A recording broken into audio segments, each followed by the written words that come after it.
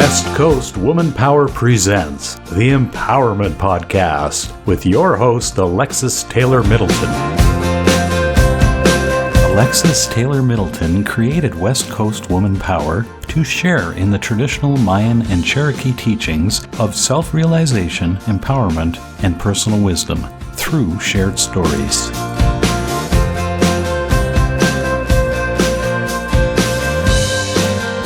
In honor of the unceded traditional and ancestral territories of the Coast Salish people, the Stanaas, Stanemo, and Stanemus nations.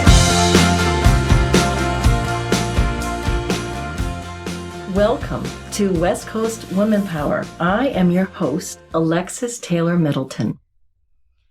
This particular podcast is about bullying and body shaming, and this is a very important subject to look at and discuss and share because there are so many individuals affected by it, of all different cultures, male, female, different ages. It matters not. And when I was quite young, I had mentioned in earlier podcasts that I had been in a car accident when I was 9 years old. And from the accident, I ended up in a body cast and a wheelchair for about a year and a half. And this was after several months of being hospitalized. And at 9 years old, here I am with this body cast from ankle all the way up to just under the armpits.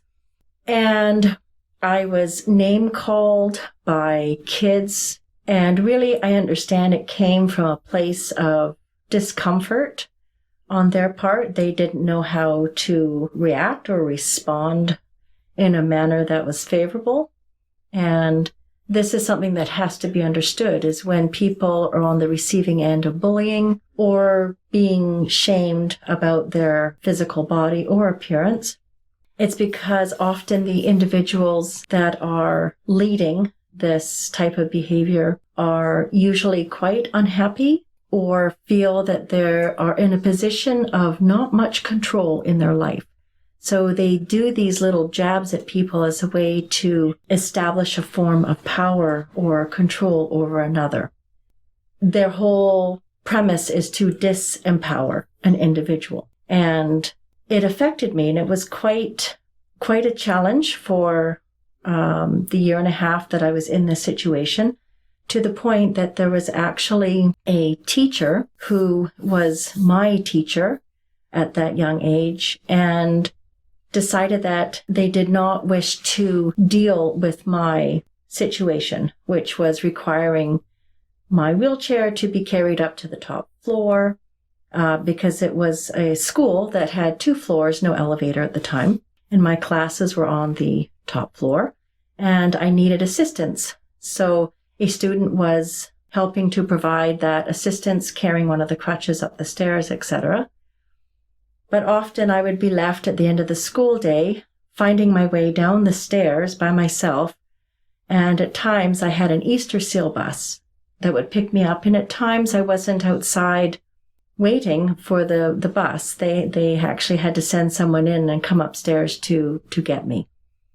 And it was a very isolating time for me. And it felt really uncomfortable being the only child at that school who was having this experience.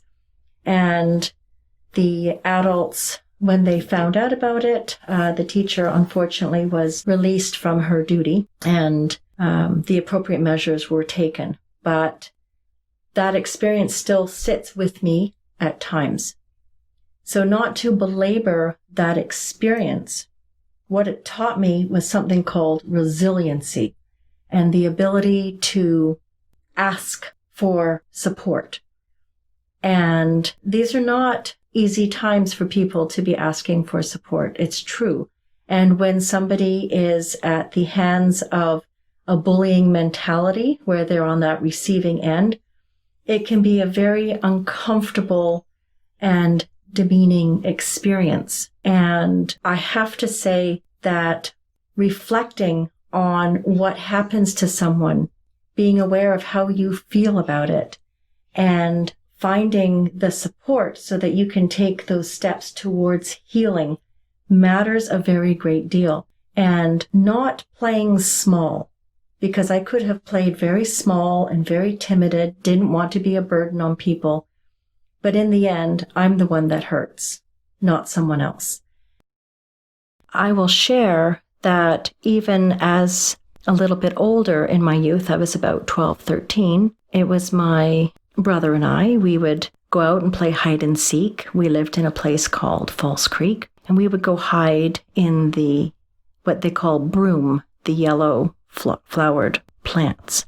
And one time, my brother and I were out and playing hide and seek, and we saw this young boy. He couldn't have been more than 7 or 8 years old, and he was playing in this playground. And these 4 16-year-old, approximate 15, 16-year-old girls, they decided that they were going to go and bully this young boy. And he was going down a slide, and they actually pushed him, and he fell, and several of his teeth were knocked out. And I was very upset about this, and I ran and I picked up the boy and I told him to go home. And I sent my brother off to get help, which he did very hastily. But during that time, I ran up to the ringleader and I stopped her by screaming at her to leave this young boy alone. And needless to say, that didn't go over too well, and I had a few bumps and bruises that followed from my speaking out. And years later, my mom shared with me that she had graciously stepped in to be of support with that, and the young woman was actually sent to a juvenile detention, the ringleader. And later, when I was a bit older, we bumped into each other, and she actually hugged me and apologized, and came to a place that she realized that being a bully was not kind, and that it had surprised her the way I had stood up and protected that young boy. And she said that had impacted her in her later years. So what we have here is the presence of a very special woman. Her name is Madison. And Madison has experienced bullying and has a few things to share about what that looked like for her and steps that she took to move towards healing. Madison, welcome. Thank you. How are you feeling? I'm feeling excited. Very new experience for me to share. Going with what you were speaking on, I've definitely had my fair share of experiences with bullies. I, even at the young age in kindergarten, that would be about 6 years old, I experienced bullying in my classroom. And throughout my high school years, I definitely had issues with making friends and getting along with people, and in that sense, getting picked on because in our kindergarten class, I was one of the only girls that didn't have a Lululemon headband. And as silly as that sounds to reflect on now, it took a huge toll on my self-esteem and kind of made a little wave where, continuing through my elementary school and leading into high school, I felt like I wasn't up to par. And that created a lot of problems within myself and with making relationships with other people. And I don't know if that played a part with my vulnerability, I would say, because I feel like when I was in high school, there was instances when I was targeted. Usually in the elementary and secondary schools, it can be very, very traumatic, actually. Yeah. Where you are today, what steps did you take in order to come to this place where it feels more whole and feels like if somebody were to approach you in the same way you had experienced in your younger years by a bully, how would you be different towards them now? I wish that I could take the credit myself, but it really falls on my mom. Mm-hmm. I have such a wonderful relationship with her, and I remember her, and we had even spoke earlier today, just trying to bring up some good topics and points for today's podcast. There was so many days and weeks that I would come home from elementary school crying, and she would just sit there and just, support me in any way that she could at the time. It's hard to console a 6-year-old for silly reasons, and they're not silly. Yes, For you reflecting now as a Yes. 21-year-old adult with adult problems now, they were very silly things, but at that point, those were the biggest hurdles. It's your whole world. Yeah, it was definitely, yeah, and hearing back those stories, a lot of those memories have been definitely suppressed due to the little bits of trauma that caused me, but essentially where I'm getting at is my support system is really what I have to thank the most for any of my situations. My mom is specifically, my sister is lovely. She's very supportive in any way that she can. And just my family. Family support, it sounds like, is really what's helped you move through the feelings of feeling isolated and small. Mm-hmm. What were some of the wisdom that they shared with you, even if it was by actions or by actual words, that helped empower you? The biggest thing, and this translates through any negative experience I've had socially almost, is not taking on the blame 100% on myself. Whether it was a confrontation or if it was an unfair situation that I was put in, not taking on that blame and having specifically my mother. So the biggest thing from my mom was, to put it simply, is it's not your fault. There was a lot of blame and a lot of weight that I put on myself, thinking that there was something wrong with me, that was the reason that I was getting picked on in elementary school and leading into high school, that there was an issue with myself. And I took on that weight, and that is really what did the worst damage.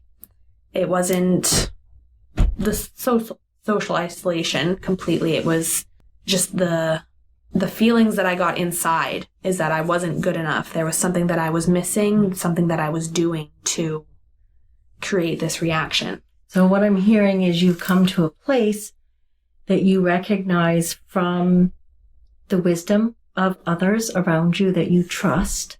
They made it clear that it wasn't your fault. Yeah, it wasn't my burden to carry. Where you are now, what would you say to someone who is at the hands of a bully, whether they're trying to make them feel small by words or they're attacking how their body looks? What would you say to that individual who is on the receiving end of these words? What would you say? I have to say, it's a difficult situation to be in. And I won't pretend like there's something that I could say that would make it all alleviate any of that. But you really have to think about why the person is doing what they're doing or saying what they're saying.